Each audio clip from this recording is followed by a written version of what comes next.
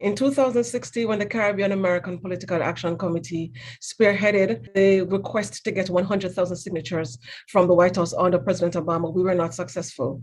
But this year, I'm the global chair for the effort.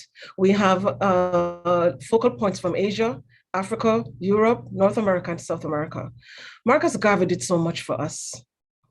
He not only talked about how we should recognize and love ourselves, but empowered us to do a good job and gave us the wherewithal and the stamina and the courage to stand up for ourselves and acknowledge that we are leaders too. And so we're asking for 100,000 signatures. We should easily be able to get that from Jamaica alone. But I'm hoping the Caribbean, every single young person, every single older person, every single old person, all of us come together, sign a petition and say, guess what? We acknowledge our heritage and our ancestry, and we've got to do this. So I hope everybody does. It's important so the White House can at least bring this up and consider the exoneration for our first national hero. It is an imperative, and the time is now.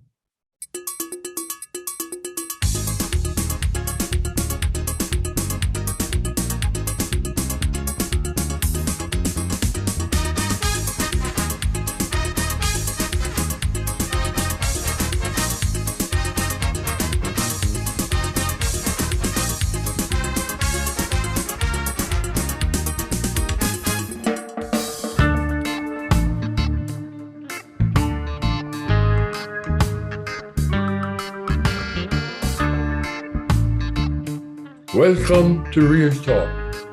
I am Ambassador Curtis Ward. My special guest today, Dr. Goulda Dona. Dr. Dona earned her Bachelor of Science from Pratt Institute and her MS and PhD from Howard University. She's a fellow of the Academy of Nutrition and Dietetics. Dr. Dona is an associate professor in the College of Medicine at Howard University. Prior to Dr. Dona's faculty appointment at Howard, Dr. Dona served as an assistant clinical professor and director of public health nutrition in the Department of Pediatrics at Georgetown University Medical School.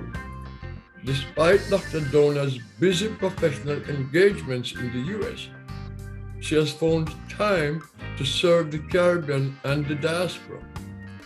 She is the director for the Caribbean Clinicians Community of Practice year-round training telehealth program, which is aimed at strengthening the Caribbean health workforce using distance-based technologies. 21 Caribbean islands participate in this program.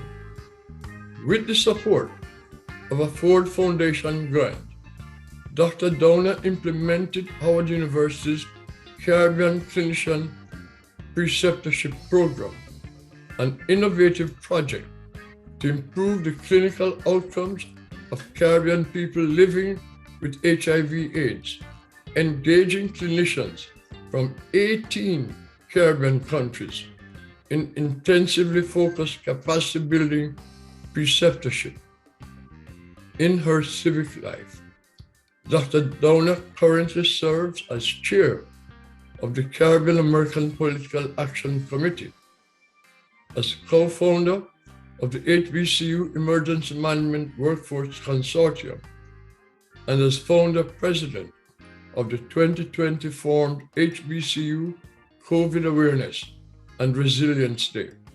President Biden acknowledged with gratitude this significant national event aimed at helping students nationwide to safeguard their health from COVID. Dr. Goulda Dona, welcome to Real Talk. Thank you, Ambassador Ward. Thank you so much. It sounds like I've done a lot, doesn't it? And I have more to go. Thank you for having me here. As someone who understands well the responsibility of leadership, especially under challenging circumstances, and someone who has been leading high-level initiatives in your professional field here in the United States and across the entire Caribbean region, as well as someone who has been a leader in the Caribbean diaspora community and as an advocate to advance and protect Caribbean diaspora interests in the Washington, D.C., Maryland, and Virginia area. I can think of no other person best suited to share a personal perspective on Caribbean women leading from the front. Dr. Dona, in your own career path, have you experienced any impediments to your role as a leader in your field? And if you have, how have you pushed past any such roadblocks to achieve your objectives? Oh my. Ambassador, I think of myself as, I always tell everybody, I think of myself as Jonah. God asks you to do something and you say, no, I can't do it, and you hide. But always, I think for me, it's not just opportunity. It's the resources to do what you want to do. I know for myself, just coming to America to go to school, and my parents are awesome. They were the ones who told me, and I still have my birthday card when I was 16. It says, nothing beats a failure but a try. So as long as I try, I know I cannot fail because I will have tried. I think the greatest impediment I have experienced is self-doubt. And that was the beginning. I don't think I can do this. I don't have the wherewithal to do this. I'm not sure I can do this. But then I learned a long time ago, when I was about 12, my sister Dona, who was 2 years younger than me, took the common entrance just to practice. And she passed and I failed. Just think about it. And I remember saying to her, you have to teach me what you know. So for me, I learned a long time ago to ask for help. And I'll ask a baby for help. And I remember when I went to high school, because at that time in Jamaica, we had half scholarship. But you were able to, that particular year, go in on a full scholarship. And I remember my classmates saying to me, your younger sister, your baby sister passed and you didn't pass. And I said, well, it didn't matter. I was pleased for her. And I'd ask her the chemistry questions. And I'd ask, so what I know I needed to do was I know I needed to study harder. I needed discipline to do so. And I was happy for my sister, and I'm always happy for people who succeed. I just need to find out, what do you do? And I want to patronize you. So I never was jealous of anybody. I just wanted to learn. And I think for me, just not stopping is a thing that I think has made what I've done, made a difference. So I think for me, I wouldn't even consider it an impediment. I would look at it as a challenge. And then when there's a challenge, I'm going to try and solve it any way I can. And I will work until I get it done. And if I can't do it, then I know that I did try. I really did. So I think for me, if I turn the question around and say, what have you done that has allowed you to do the things that you have done and do so many of them? I think it's the discipline I bring to what I'm doing. And then I don't do it alone. I think one of my core skills is to get together a group of individuals that have a shared vision, and that has made everything successful. Don't I know that? How so? Having heard what you just said, it's so encouraging for others.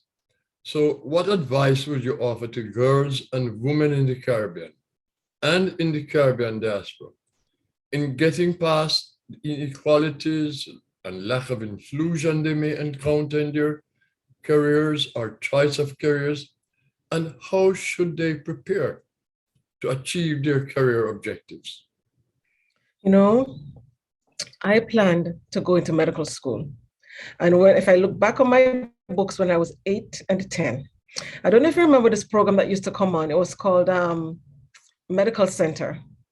And I remember watching it once, and I was so impressed with Chad Everett, who was the key person there. There was a child that had who had to see the pediatric hematologist. I had no idea what that was, but that's what I wanted to do. But I had a teacher who came to us in high school when I was in 5th form, and we had to do nutrition. And she was very clear. She said, the doctor of the future will teach their patients about food, about the healing properties of food.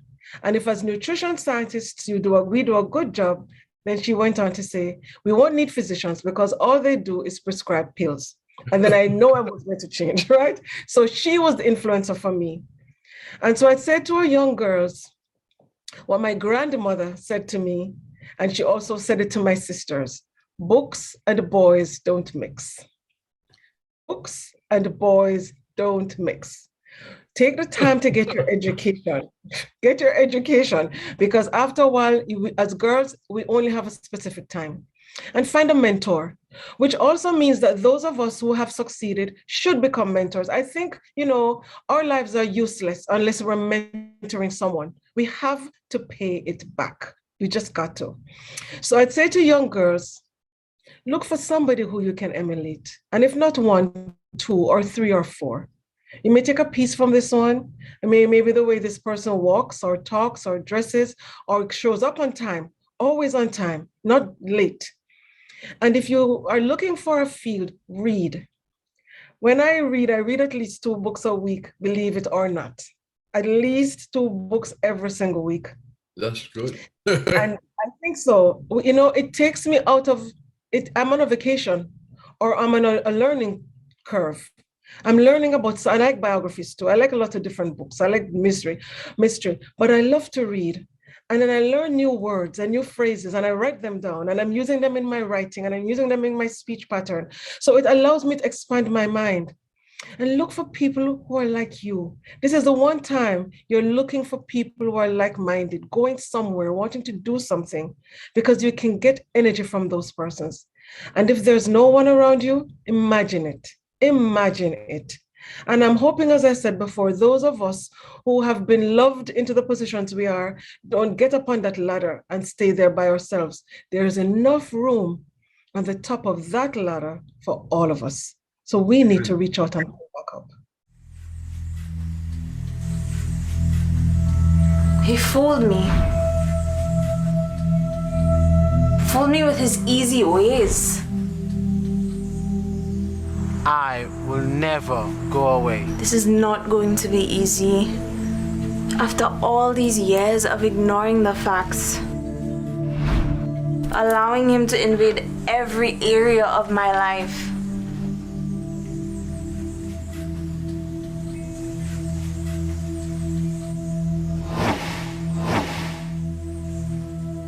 Every molecule of his being is damaging. I see clearly now. I just don't want him in my life anymore. Okay, here we go, girl. Can't lose your nerve. Time to do the right thing. How is my natural girl doing this evening? Baby, no matter how good you are, I know you soon feel better. We need to talk. Why you treating me so? Why you treating me so? Why you treating me so bad, bad, bad? Why you treating me so? Why you treating me so? Why you treating me so bad? You in my home, so artificial. I wish you'd just go away. See who you are, emotionally scarred. Can't let this story replay. You're not even in my class, boy. You are just a piece of trash, boy. You're not even good to go away, away, away, away, away. You might think my heart is empty, but yours is full of benzene. It's time for you to go away. I'm breaking up with you. Long time it's overdue. I need you out of my place. I'm breaking up with you. Long time it's overdue. Gotta get you out of my space. So glad I am free, 'cause now I can breathe. I'm treated just like a queen. No secrets remain.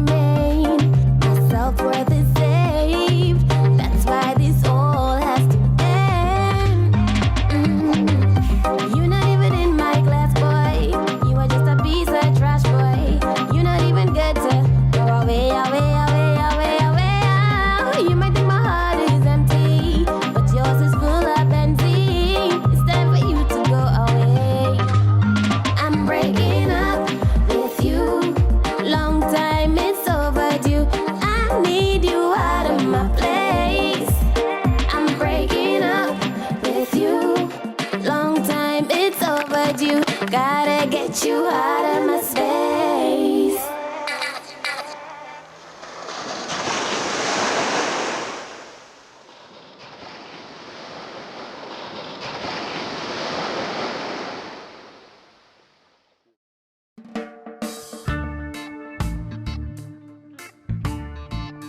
So tell me, Dr. Dona, do you see the appointment of Rear Admiral Antoinette Remus Gorman as the first woman to lead the Jamaica Defense Force after nearly 60 years as an independent nation? Do you see her appointment as a watershed moment for Jamaican and Caribbean women?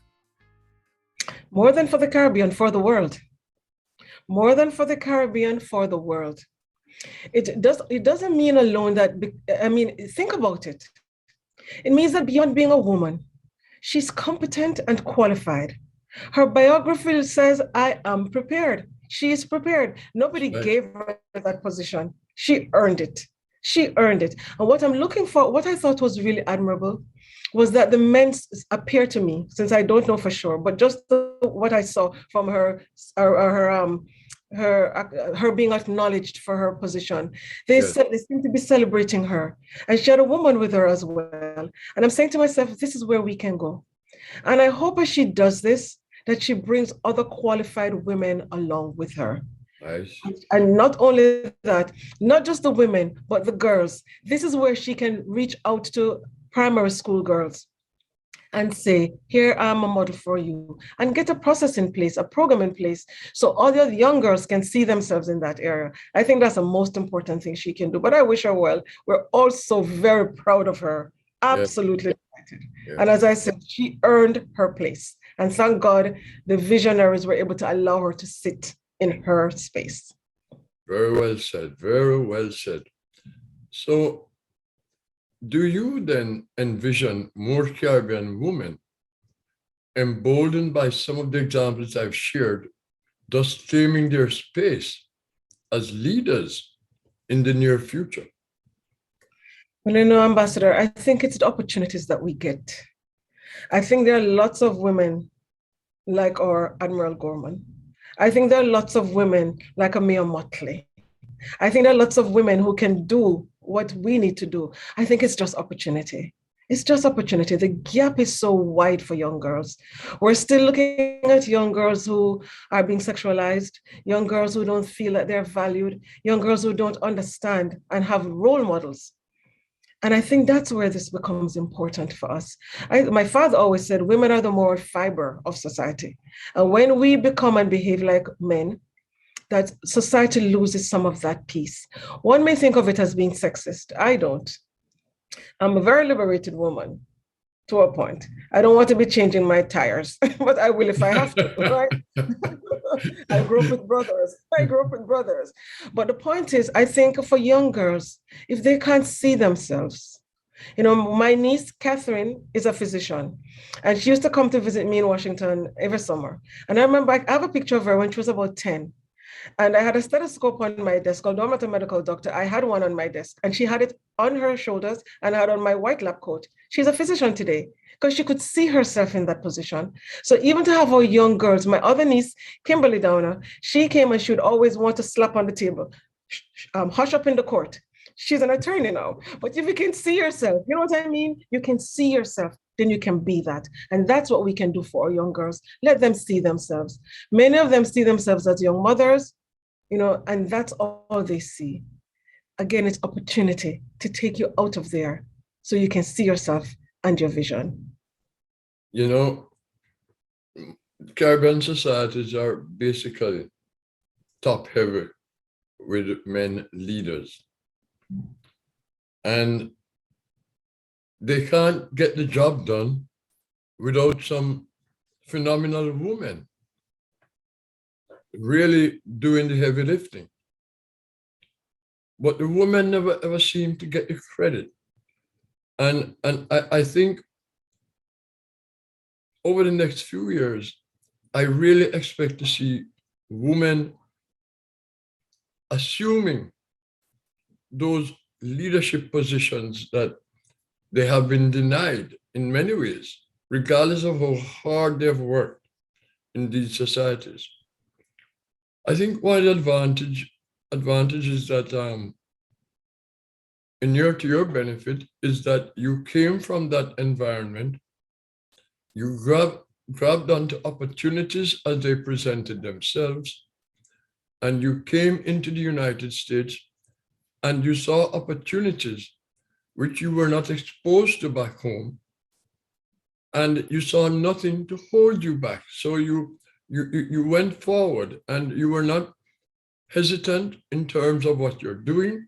You're not hesitant in terms of your leadership qualities, because I've seen that displayed in so many ways. And that's one of the reasons why I had no alternative but to say as much as I possibly could upfront about your achievements and your expertise.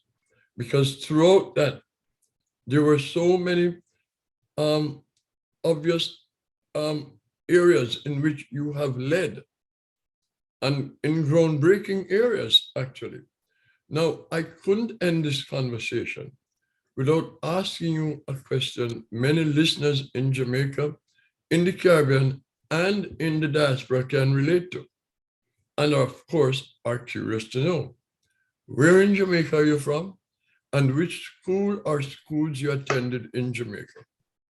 Well, I went to Excelsior High School and went to CAST, which is now UTEC. But let me just say that I'm the first girl in a family of 8. I'm the second child. So by order of birth, I was required to lead, right? I remember my mother saying, you have to set a good example for your younger ones. And so it was expected. So you sort of did it. But I'm from Excelsior and CAST. And by the way, you talk about men and women and men leadership. My mother will tell you that men are the head and women are the neck. And the neck can turn the head any way it wants. So we're going to make sure as we go through the next couple of decades, women are finding their space. And I think it's the men who recognize that we are partners. We don't want to compete. We are partners and are allowing us, and I'm saying allowing. And in those cases when we are not allowed to do what we need to do, we'll take over. But isn't it interesting that you should say that? Because some men lack confidence in themselves. Mm. And because of that, they will hold back any woman who is equal or better to them. And they've had the power to do so. So it's very important, the message that you send to young girls and young women in our societies, both in Jamaica and the Caribbean and in the diaspora. Before I let you go, I know you have been quite an advocate here in the Washington, D.C. metro area for the Caribbean diaspora, and you're currently engaged in the effort to get an exoneration from Marcus Garvey. And do you have a word you'd like to say to our listeners about that? Well, certainly. In 2016, when the Caribbean American Political Action Committee spearheaded the request to get 100,000 signatures from the White House under President Obama, we were not successful. But this year, I'm the global chair for the effort. We have focal points from Asia, Africa, Europe, North America, and South America. Marcus Garvey did so much for us. He not only talked about how we should recognize and love ourselves, but empowered us to do a good job and gave us the wherewithal and the stamina and the courage to stand up for ourselves and acknowledge that we are leaders too. And so we're asking for 100,000 signatures. We should easily be able to get that from Jamaica alone.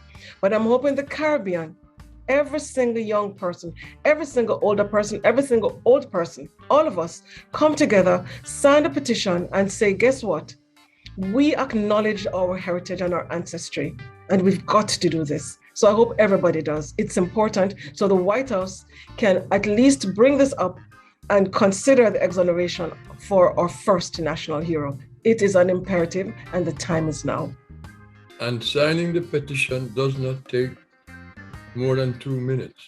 Not 2 minutes, not even 5 seconds. That's true. You go on the whitehouse.gov, contact us, and fill out a very short form and writing in your message to the president, exonerate Marcus Garvey.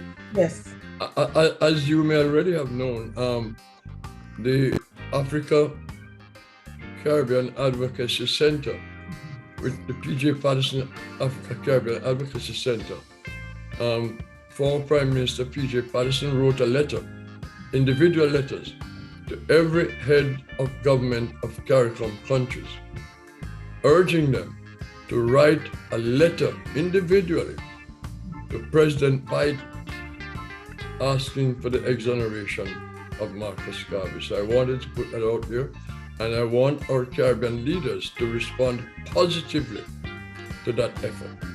Thank you. When they do, please let me have it so I can have it posted to the website, because I manage the website too.